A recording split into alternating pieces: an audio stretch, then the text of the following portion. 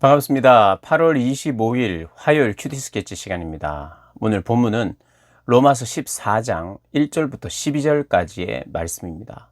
오늘 본문은 이렇게 시작합니다. 믿음이 연약한 자를 너희가 받되 그의 의견을 비판하지 말라.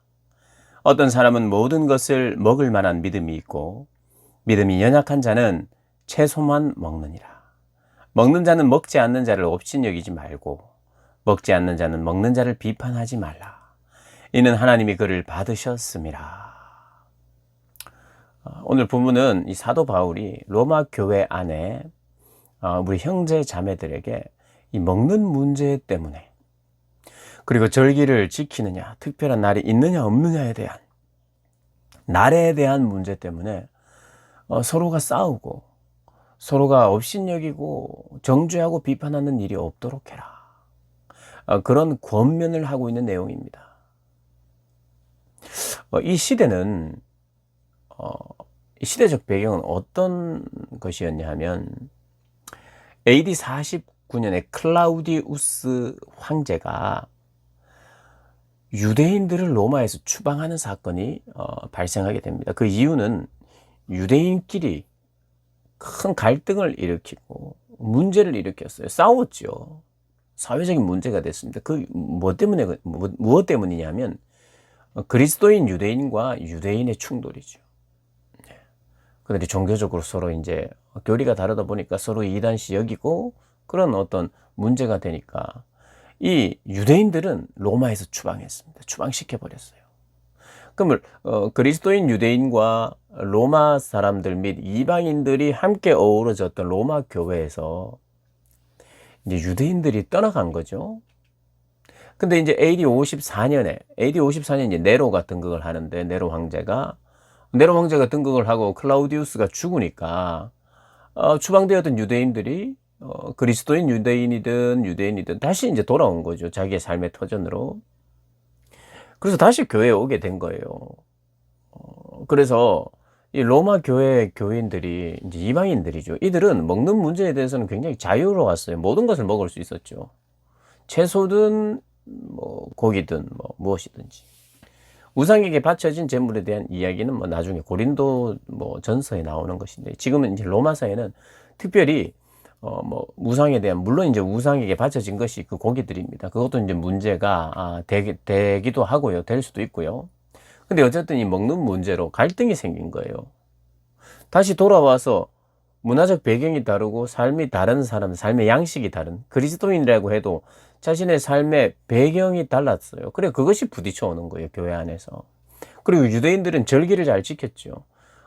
예수를 믿음에도 불구하고 그런 어떤 절기에 대한, 음식 규정에 대한 이런 몸에 배인 어떤 그것이 좀 강박관념일 수도 있고 율법주의일 수도 있는 거죠. 그런데 그것이 삶의 어떤 좀 자기 습관에 남아있는 것이기 때문에, 그리고 이 먹는 문제가 피채 먹지 못했던 자들이 갑자기 피를 막 좋아하고 이럴 수는 없는 문제죠. 그래서 이게 고기를 무엇을 먹느냐 애매하니까 이제 채소만 먹었던 것 같아요. 그래서 이들 사이에 문제가 된 거예요. 여러분, 먹는 문제로요, 나는 이것은 절대 못 먹는다, 나는 이건 너무 좋아한다, 먹어야 된다, 이건 나는 절대 못 먹는다, 먹는 사람과 먹지 못하는 사람이 함께 모이기가 힘듭니다. 교제 나누기가. 음식에 대한 공유와 문화가 같이 이렇게 공유되지 않으면 교제가 어렵습니다, 여러분. 그래서 먹는 문제는 굉장히 중요해요.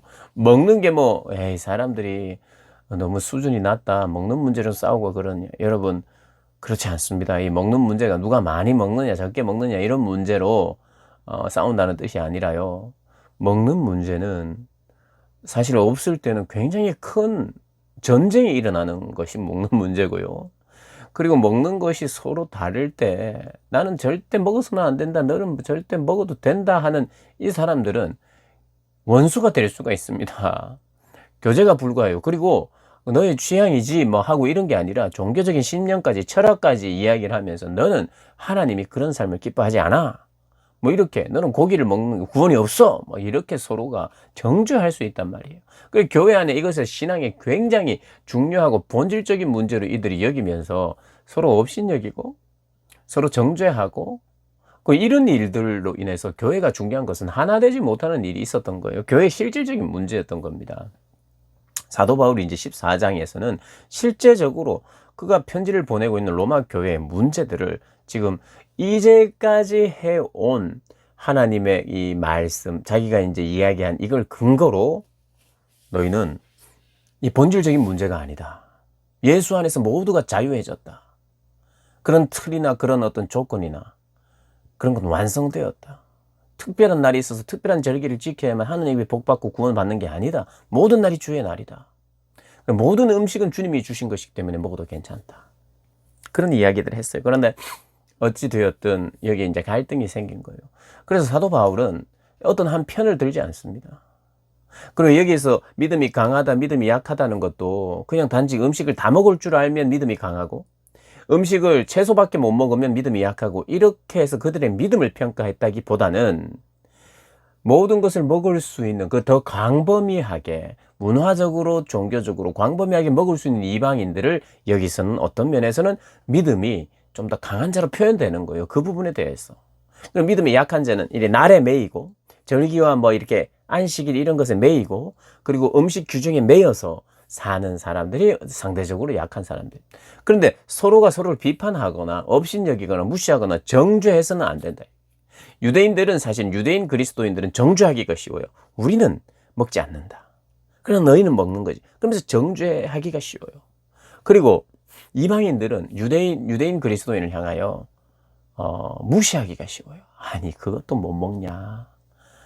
그게 뭐 그렇게 걸리냐 하면서 그들을 율법주의자들로 이렇게 정죄하기가 쉬워요. 근데 사도 바울은 어느 한 편을 들지 않습니다.